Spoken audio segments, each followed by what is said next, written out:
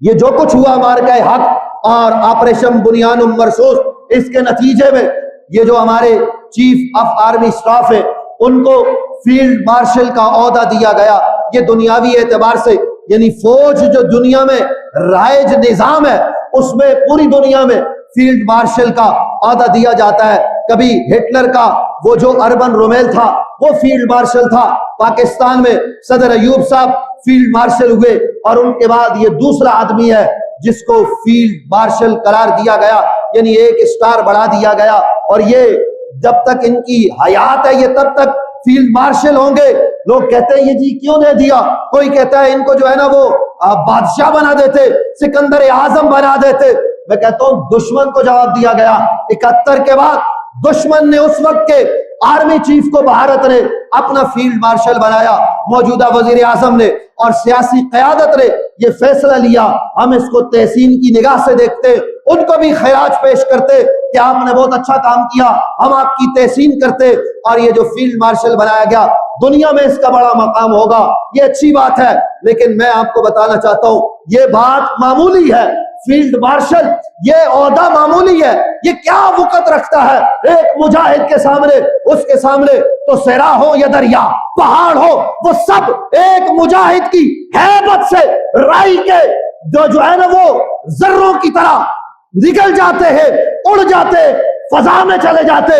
ایک مجاہد کی آذان کے اندر اللہ نے وہ جرت، وہ طاقت، وہ قوت رکھی ہے، اس لیے فیلڈ مارشل بنایا، دنیا کو پیغام دیا.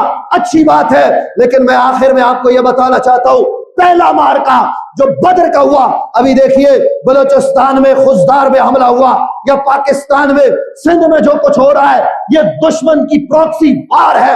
اس وار کے نتیجے میں دشمن ہمارے ملک کو کمزور کرنا چاہتا ہے. ہمارے افواج نے یہ فیصلہ کیا اندرونی دشمن کے خلاف بھی ہم آپریشن کریں گے. اس آپریشن کا نام البدر ہوگا. یعنی یہ ساری اصطلاحات قرآن سے، نبی علیہ السلام کے فرامین سے لی جا رہی ہے. اب بتاؤ ایسا کوئی آرمی چیف آیا جو یہ کام کر رہا ہو؟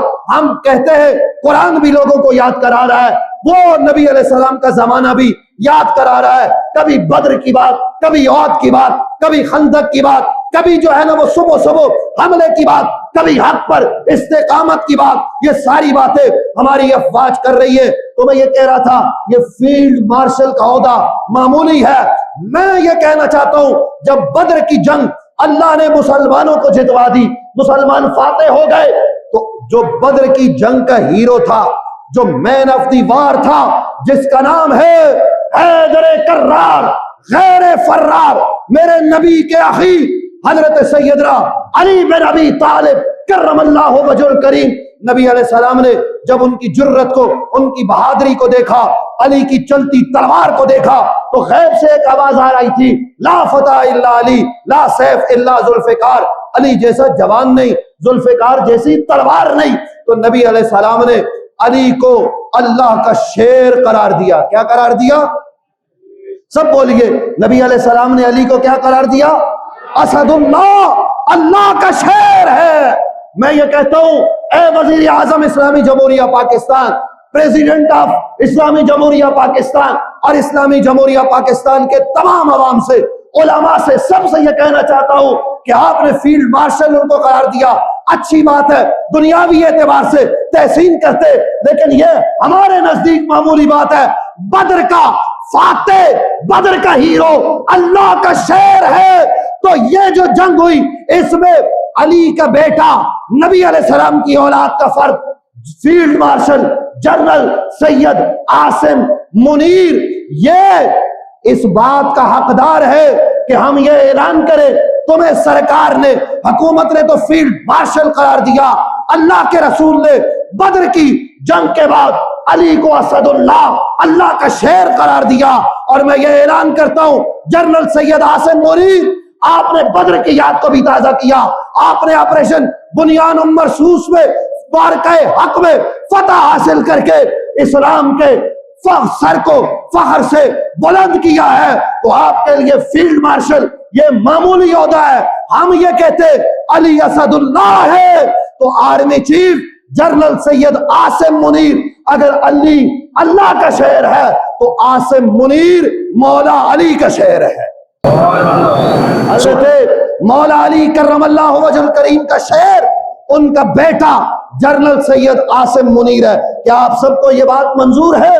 اور ہم یہ اعلان کرتے کہ ان کو فیلڈ مارشل کہہ کر بھی پکارو اور ان کو علی کا شعر کہہ کر بھی پکارو، یہ ہم مطالبہ بھی کرتے کہ سب ان کو علی کا شعر کہے، کیونکہ جرت، بہادری، یہ ساری چیزیں علی کے گھر میں ہیں۔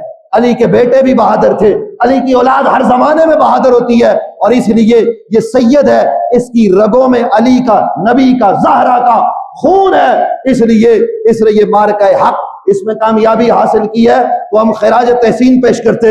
اور یہ جو قربانیاں ہم کرتے، جو ابراہیم علیہ السلام کی قربانی ہے، جو نبی علیہ السلام نے اس قربانی کی احیاء کی، بتا یہ رہا ہو کہ اپنا سب کچھ قربان کرنے کے لیے تیار ہو جاؤ، لیکن اسلام پر حرف نہیں آنا چاہیے۔